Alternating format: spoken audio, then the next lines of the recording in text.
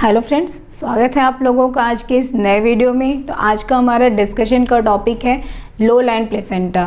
Means placenta यानी खेड़ी या आंवल के नाम से भी जिसको आप लोग जानते हैं, उसका बच्चेदानी में नीचे की तरफ होना। प्लेसेंटा वो स्ट्रक्चर होता है जिसके थ्रू सारे न्यूट्रिएंट्स, ब्लड सप्लाई, ऑक्सीजन, सारी चीज़ें मदर से बेबी को जाती हैं और बेबी का जो भी वेस्ट प्रोडक्ट है और डीऑक्सीजनेटेड ब्लड है वो मदर तक पहुंचती हैं। तो प्लेसेंटा एक बहुत ही इम्पॉर्टेंट स्ट्रक्चर होता है।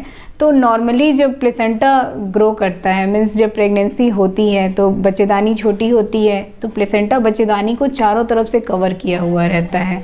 और जैसे जैसे प्रेगनेंसी बढ़ती है, मीन्स बच्चेदानी का साइज बढ़ता है, बच्चे का वेट वगैरह बढ़ता है, तो ये प्लेसेंटा जो है 99% केसेस में ऊपर चली जाती है। कुछ केसेस में ही ये नीचे की तरफ रह जाती है। तो ये अक्सर उन पेशेंटों में होता है जिनमें पहले से कोई सिजेरियन सेक्शन हुआ हो, या फिर जिनका पहले से कोई बच्चेदानी का ऑपरेशन, मायोमेक्टमी वगैरह हुआ हो, या फिर जिनकी एज बहुत ज़्यादा हो। तो ऐसे पेशेंट में क्या होता है, लो लाइन प्लेसेंटा होने के चांसेस ज़्यादा होते हैं। तो शुरू के कुछ महीनों तक अगर आपको लो लाइन प्लेसेंटा दिख रहा है तो वो बहुत टेंशन की बात नहीं है, क्योंकि जैसे जैसे बच्चेदानी का साइज बढ़ता है वैसे वैसे जो प्लेसेंटा है वो ऊपर की तरफ चला जाता है। तो नॉर्मली अगर हम जाने अपनी बच्चेदानी के बारे में, तो बच्चेदानी में 4 दीवारें होती हैं, एंटीरियर, पोस्टीरियर, फंडल और लोअर। ठीक है। तो नॉर्मली जो प्लेसेंटा ग्रो करता है या तो आगे की तरफ यानी एंटीरियर, पीछे की तरफ यानी पोस्टीरियर, या फिर ऊपर की तरफ फंडस, इन्हीं 3 एरिया में ग्रो करता है। कुछ केसेस में लो लाइन प्लेसेंटा होता है, मीन्स की प्लेसेंटा जो है वो नीचे से ऊपर की तरफ शिफ्ट नहीं होता है, नीचे ही रह जाता है। तो लो लाइन प्लेसेंटा जो है वो 3 टाइप्स का, कुछ जगह 4 टाइप्स बोलते हैं, देखने को मिलता है। इसको ग्रेडिंग करते हैं, ग्रेड 1, 2, 3 एंड 4। तो ग्रेड 1 जो होता है उसमें प्लेसेंटा नीचे की तरफ तो होता है पर बच्चेदानी के मुंह तक नहीं पहुंचता है। तो ऐसे में पेशेंट को बहुत ज़्यादा प्रॉब्लम नहीं होती है, हल्की फुल्की कभी कभी ब्लीडिंग दिख जाती है और पेशेंट में नॉर्मल डिलीवरी पॉसिबल है। ग्रेड 2 जो प्लेसेंटा होता है उसमें जो बच्चेदानी के मुंह तक पहुंच जाता है, प्लेसेंटा जो है वो आपके बच्चेदानी के मुंह तक पहुंच जाता है लेकिन वो कवर नहीं किया रहता है। तो ऐसे केसेस में भी कभी कभी ब्लीडिंग हल्की फुल्की होती है, लेकिन नॉर्मल डिलीवरी पॉसिबल है। कुछ ही केसेस में जिनमें बहुत ज़्यादा ब्लीडिंग होती है, सिजेरियन सेक्शन करने की ज़रूरत पड़ती है। ग्रेड 3 और 4 जो प्लेसेंटा होता है उसमें क्या होता है कि जो प्लेसेंटा है वो बच्चेदानी के मुंह को पूरी तरह से कवर किया रहता है। तो ऐसे पेशेंट में ब्लीडिंग के चांसेस ज़्यादा होते हैं। कुछ कुछ पेशेंट को तो 9 मंथ तक ब्लीडिंग होती रहती है। इसमें क्या होता है कि जैसे जैसे बच्चेदानी बढ़ती है और कभी कभी बच्चेदानी में मूवमेंट होती है या फिर और थोड़ा बहुत स्ट्रेच होता है, तो उसकी वजह से कोई भी कैपिलरी कभी कभी ब्रस्ट कर जाती है और ब्लीड करती है पेशेंट। तो ऐसे में डॉक्टर उसको 9 मंथ तक रेस्ट का एडवाइज करते हैं। और ये जो ब्लीडिंग होती है पेनलेस होती है जनरली। कुछ कुछ पेशेंट जो हैं वो पेन का कंप्लेन करते हैं, तो ऐसे पेशेंट को ट्रीट करना थोड़ा सा टफ होता है।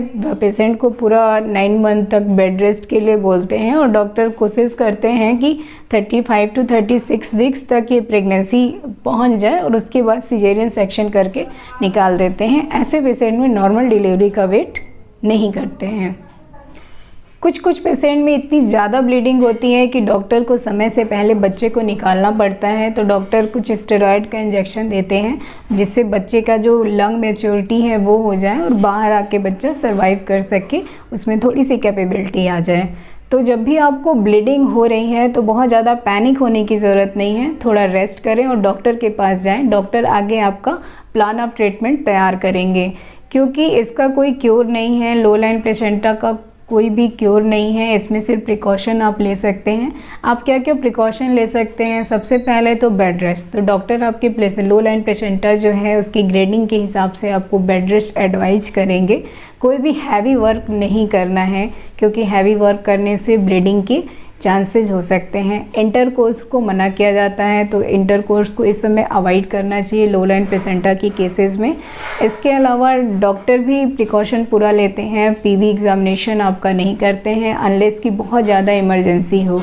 आपको अपना हीमोग्लोबिन का लेवल मेंटेन करके रखना है, रेगुलर डॉक्टर के चेकअप में रहना है और आयरन सप्लीमेंट लेना है, आयरन रिच डाइट लेना है, क्योंकि अगर आपकी हीमोग्लोबिन कम रहेगा तो हल्की फुल्की भी अगर ब्लीडिंग आपको होगी तो इससे आपको और आपके बच्चे को परेशानी हो सकती है।